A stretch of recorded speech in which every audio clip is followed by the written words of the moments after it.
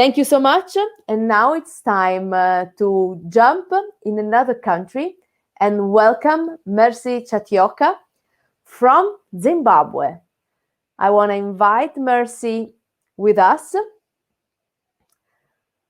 We are very happy actually to welcome Mercy because Mercy, she has been one of our first fellow many years ago in Italy, and we have been following her evolution. She became a successful food leader in our country, and she's working a lot to empower the farming system, empower women in agriculture, empower young innovators. So Mercy, as soon as you turn on your camera, I will leave you the stage and really look forward to hear the stories from Zimbabwe. Thank you, Sarah. Thank you for having me. It's good to be back to the alumni once again. Welcome, everyone, as you join us from Zimbabwe. Good evening, good afternoon, good morning, wherever you are. I'm joined here with a panel of females who are doing phenomenal work in shaping the agri-food system of Zimbabwe. And we will be talking about how women's involvement in food security for a resilient agri-food system in Zimbabwe, and giving you their perspective of what they are doing and what their role is in Zimbabwe. So our first speaker is going to be Brenda Manika Candiero. Brenda is the nutritionist and technical manager for Profids, and they are mostly in the livestock production. So Brenda, please give us a brief of yourself and your business and what you guys do at Profids. Thank you.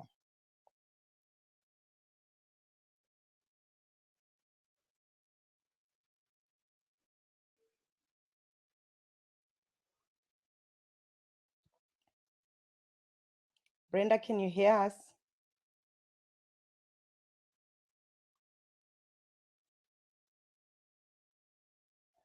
Brenda, can you hear me?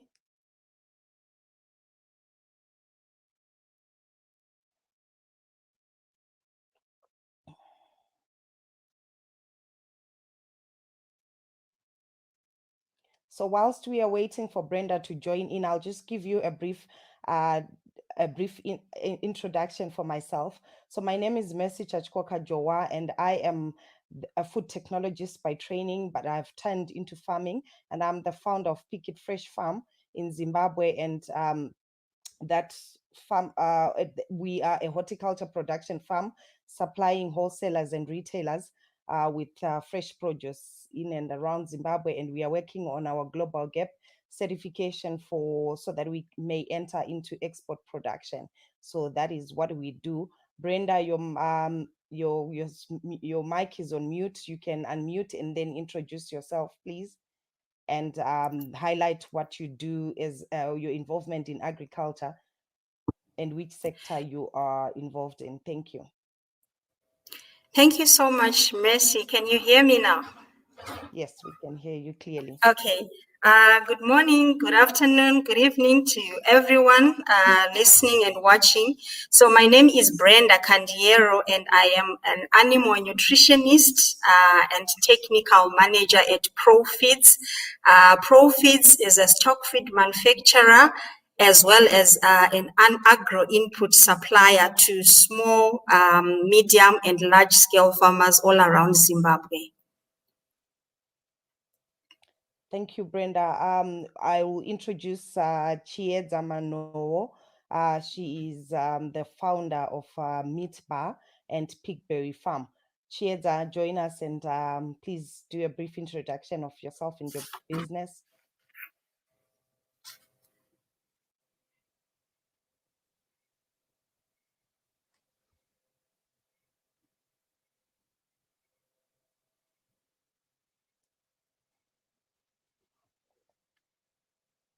So Brenda, whilst we're still waiting for Chiedza to come in, you can, oh yeah, Chiedza is on now.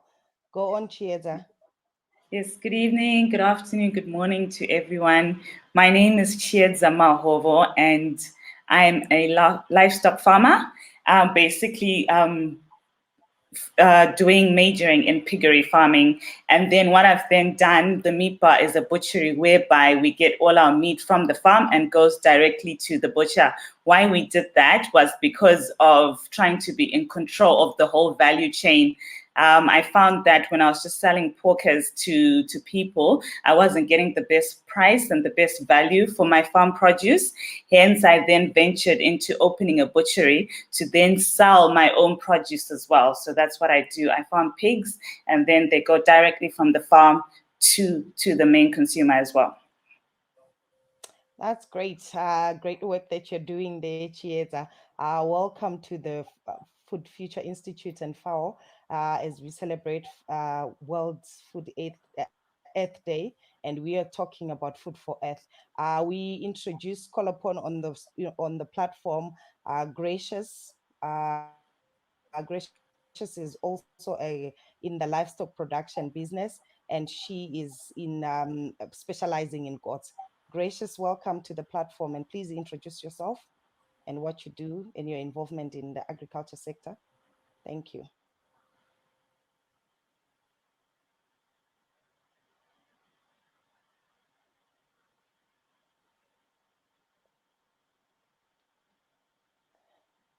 So whilst we are trying to get the ladies to join in, Brenda, maybe you can highlight what you feel are the issues that are affecting women in agriculture per se, in especially when we speak and look at livestock production.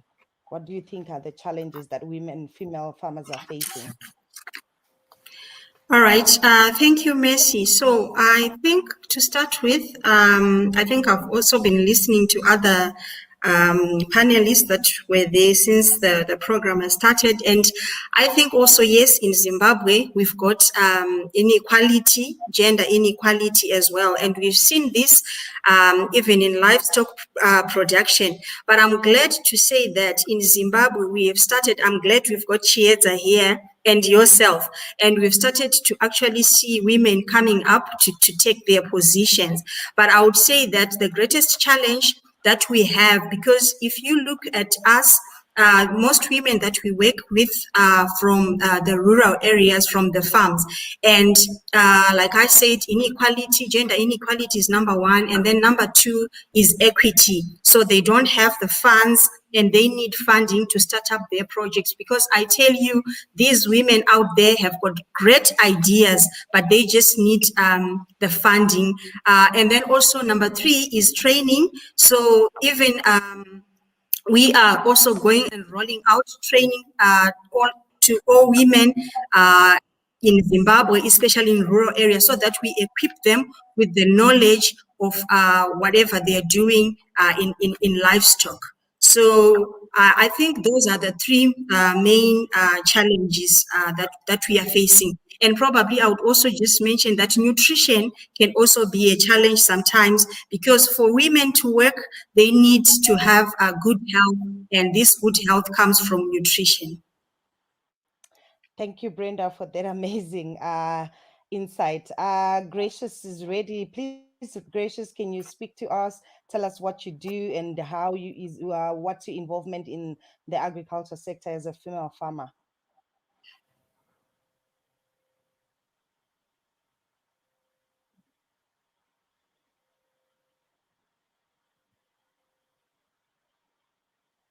Gracious, can you hear me?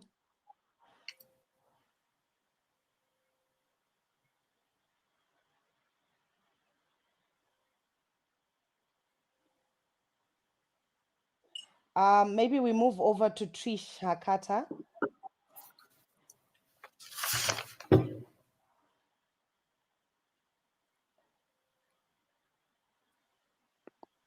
Hi, everyone.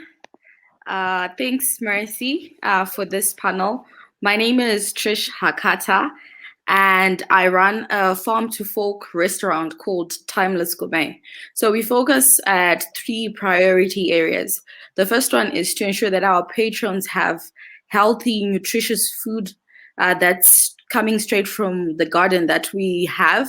And also, secondly, we focus on issues to do with food waste and food waste management. So what we do is most of the food that we have left over in the kitchen, we channel it towards the compost or the organic matter. We put it into the compost, and also we on top of having a garden, we also grow chickens. So most of the chickens that we use also in the restaurant, we channel the chicken manure to the compost as well. So the idea is to ensure that all the vegetables that we are growing are grown organically, and also the process is too short for any damages to the food to be done, and also to ensure it's nutritious. And then finally, we focus on the issue of empowering the local farmers in our area, because we don't grow everything. There are certain things that we don't grow at the restaurant. So the things that we do not grow, we outsource from small-scale farmers around the area. So I guess just like Chidza was saying, that we are trying to ensure that at every point of the value chain we get to utilize and ensure that we have margin sensitive models in our business. So that's the business that I'm into, and thank you again, Mercy, for this opportunity. That's great, Trish. So Trish's involvement is a climate smart adaptive model, because she's working on food waste, and they are transforming that for their own consumption. And I feel that's a cycle that's great for what we are discussing today, food for earth. Everything has to make sure that we conserve the earth. Chieza, back to you. What do you think are the key issues that farmers need to engage on in contribution to climate smart agriculture? I think in terms of smart agriculture, like Trish was saying, you have to really minimize on the waste.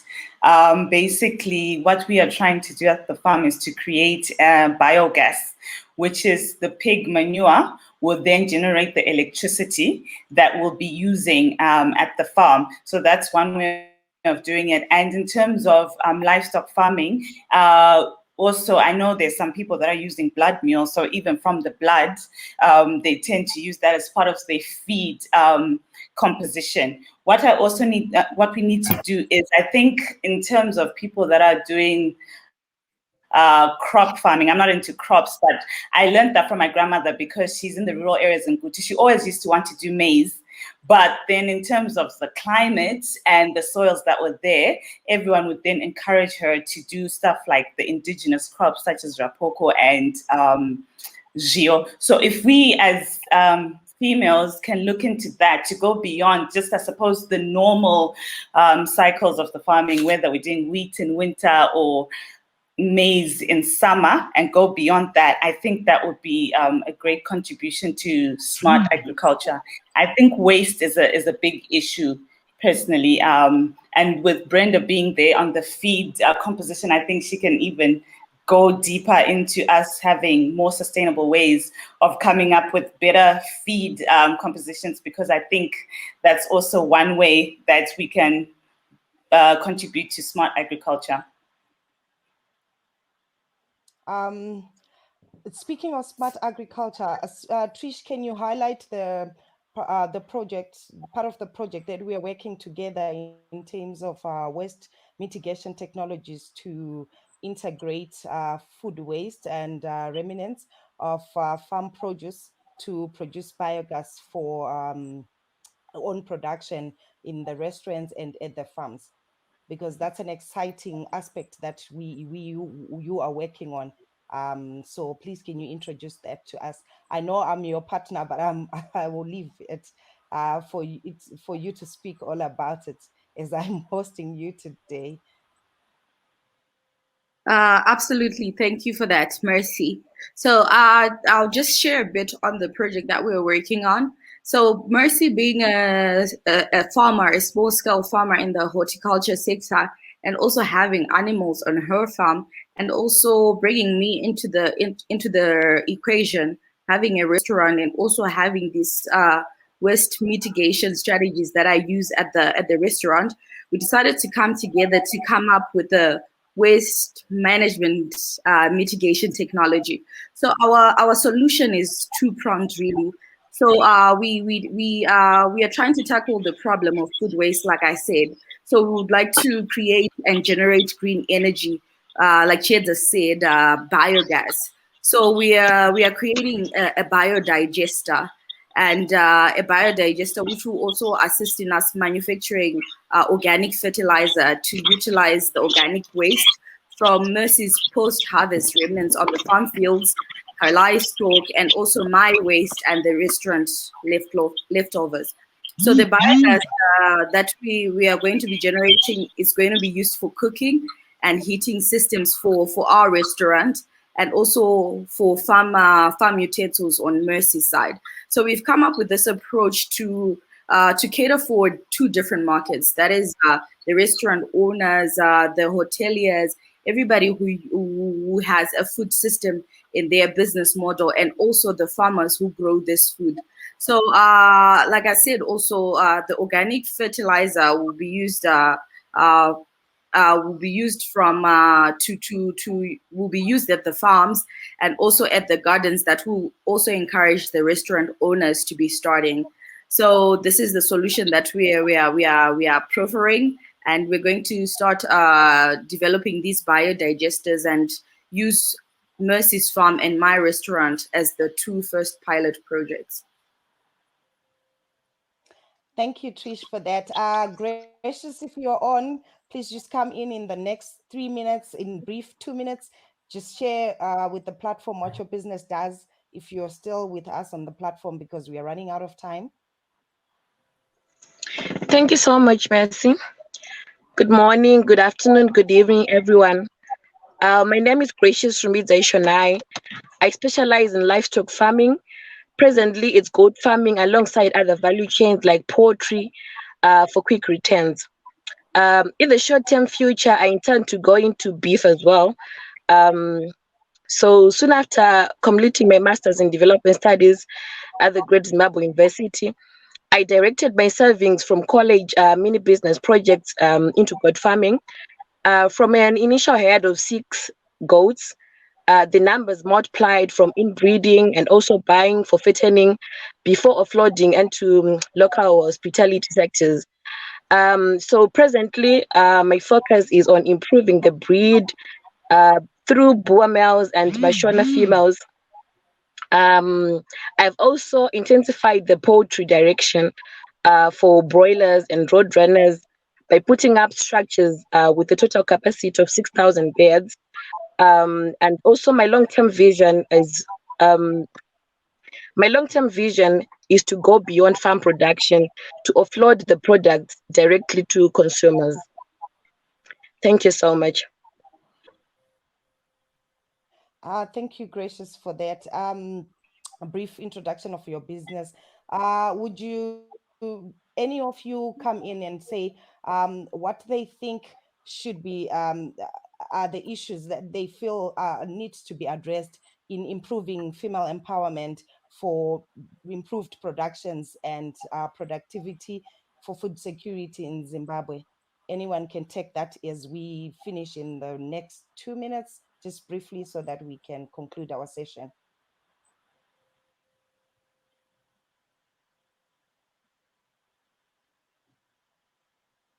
Any takers? I think maybe gender equality. I think a lot of women suffer from not being able to make the final decision, especially in the rural areas. They'll need to ask their husbands for permission, whether to go to market or, whether to get financing. And I suppose financing is also a huge issue.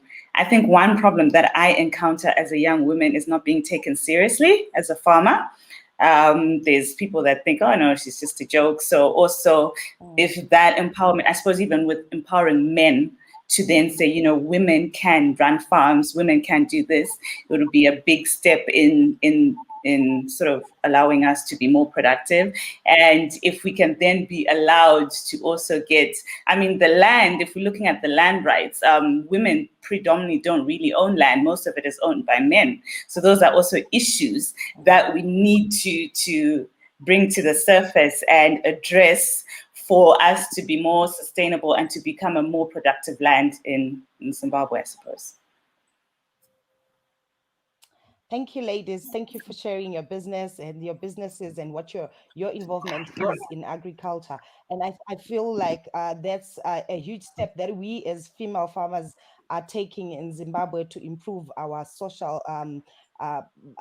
social impact. Because as you are correctly saying, we are facing the gender disparities just like any other countries in Africa are facing. And we feel that our involvement in leadership positions, our involvement in agriculture, and coming up and speaking in platforms like these ones will make us have a voice that even the policymakers will hear our points and make that the playfield level for us to have technology and have access to training, access to finance, and access to land that we can use as collateral, because we are already working towards having a food secure system and a resilient agri-food system in Zimbabwe.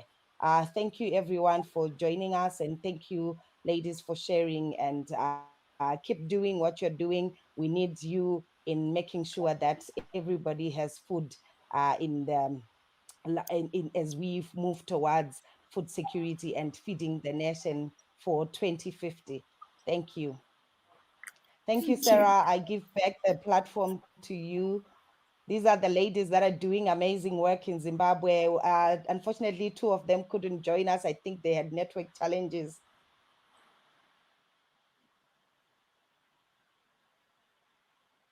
Sarah, your mic is on Yes, mute. sorry. I'm getting tired a little bit. I was saying I'm super Yeah. inspired by what you're doing because, we are following you. And I think the work you all are doing, ladies, is amazing. We need to empower women in agriculture because we are playing really a crucial role.